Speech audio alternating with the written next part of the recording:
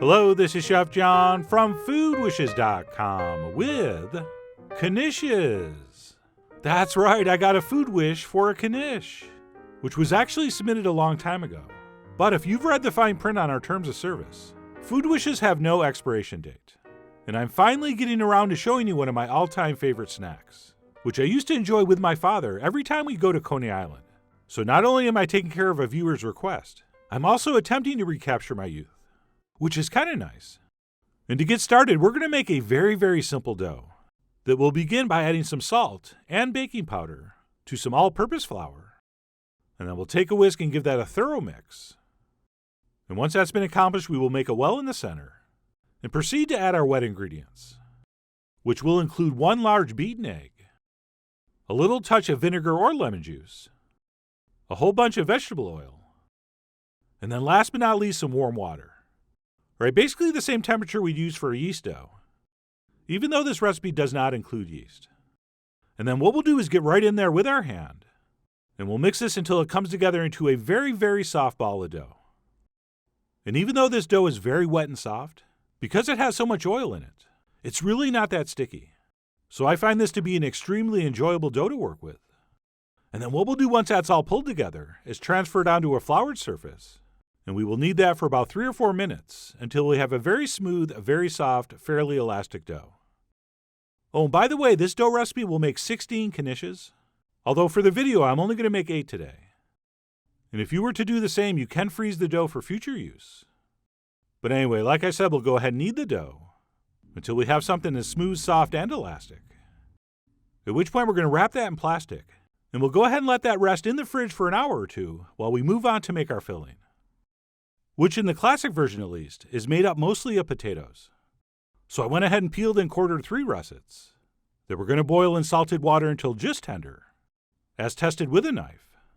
Oh, and by the way, you see that little brown spot where I missed one of the eyes? For your information, that is not toxic or poisonous, which some people believe, but it's not, so relax. And then what we'll do once our potatoes are cooked is drain those very well, and we'll transfer those into a mixing bowl and proceed to mash them. Or I guess rice them if you have a ricer, which I think we've already established I don't. But anyway, we'll go ahead and smash those up. And those are now ready to finish with what traditionally would be a lot of onions fried in chicken fat. Although we're going to be doing a little bit of a twist on that today. So we'll go ahead and set those aside and move on to the aforementioned twist, which is going to be to chop up some leftover corned beef and cabbage. So yes, we're doing a very special post-St. Patrick's Day leftover edition. And we'll chop up a few what are hopefully fairly fatty pieces of corned beef, as well as a little bit of that leftover braised cabbage. And if you do plan on adding extra meats and vegetables to your potato-onion mixture, I think we want to make sure we chop it up pretty fine. And you'll see why when we actually form our Knishes. So we'll go ahead and chop that stuff up fairly fine, at which point we'll head to the stove, where we're going to add 1 diced onion to a whole bunch of melted butter set over medium heat, along with, of course, a nice big pinch of salt. And we will also add in our corned beef and cabbage. And then we would usually just saute this until the onions turn translucent, but not this time. All right, we're going to cook this for about 10 minutes or so, until several things happen. Okay, our onions are going to soften and sweeten and turn a golden brown, as well as our little pieces of cabbage are going to caramelize, which is one of the most underrated delicious flavors ever. And maybe most importantly, that fat is going to render out of our corned beef and add a beautiful richness to this mixture. All right, as I mentioned, traditionally this would have a ton of chicken fat in it, also known as schmaltz, which is amazing, but I didn't have any around. So to make up for that, we're going to use butter infused with corned beef fat, which ended up working very nicely. So we're going to take our time here, and we're going to cook our mixture until it looks a little something like this, at which point we'll go ahead and transfer that into our mashed potatoes. And we'll season it up very simply with some kosher salt, some freshly ground black pepper, and a little touch of cayenne. And we'll take our spatula and mix all that together. And believe it or not, that's it. We will simply give that a taste for seasoning.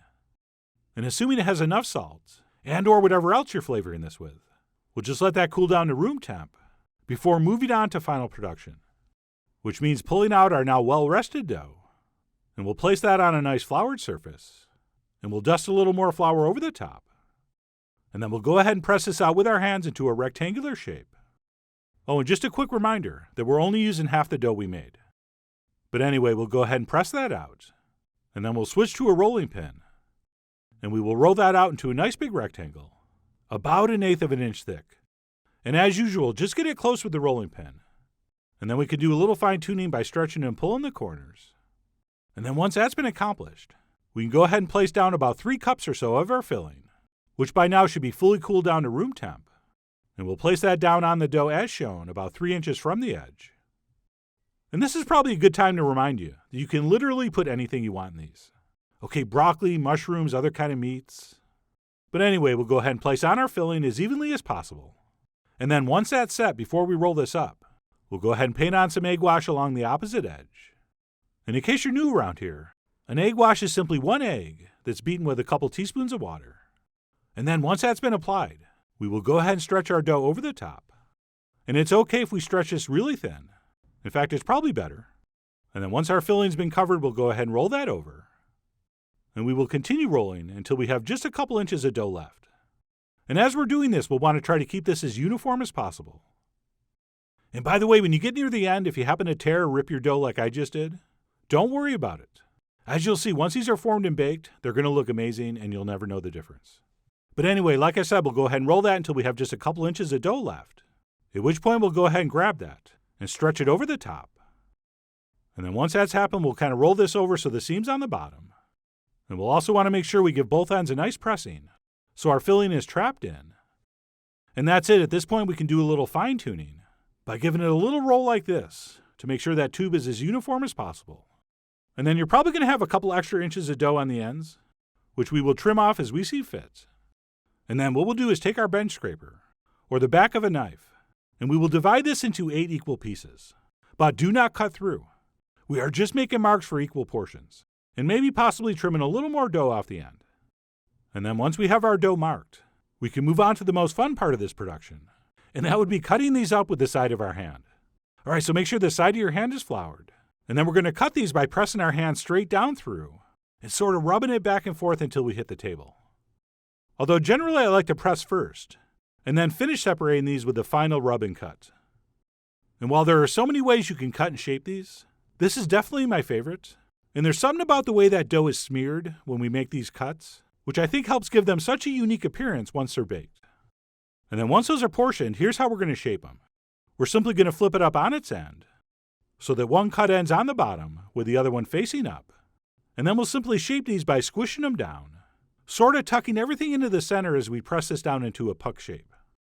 And I know it looks a little odd and possibly provocative, but as you'll see, these are going to bake up beautifully. Okay, so let's try that one more time.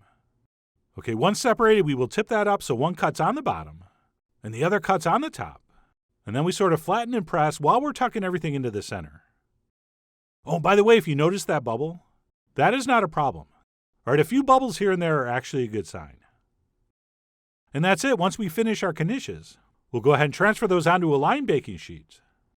But before we do, we're going to brush the bottoms with oil, and very generously.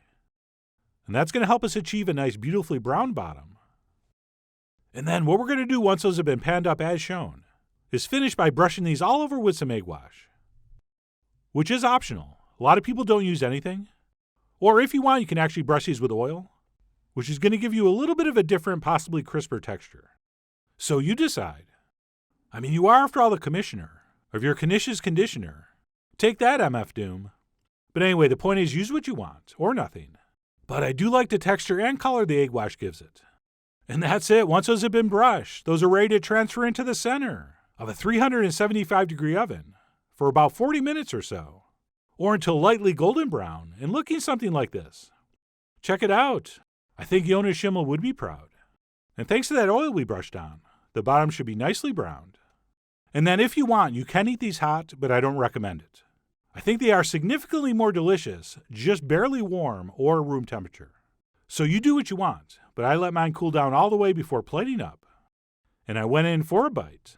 And that, my friends, is some extreme carb-on-carb action. As in extremely delicious and extremely comforting and extremely filling. All right, long before energy bars came around, this is the kind of thing people snacked on to keep them going through a long, hard day at work. And as much as I love the classic potato, onion, chicken fat version from my childhood, this slightly less fattier version with the corned beef and cabbage was amazing. And since they are so delicious at room temp, they are perfect for things like picnics and cookouts, or just something to put in your lunch bag to bring to work to tease your coworkers, especially the ones doing keto. You are definitely going to want to eat this in front of them. But no matter where you plan to eat this, or what you plan to put in it, I really do hope you give these delicious Knishes a try soon. So head over to foodwishes.com for all the ingredient amounts and more info as usual. And as always, enjoy.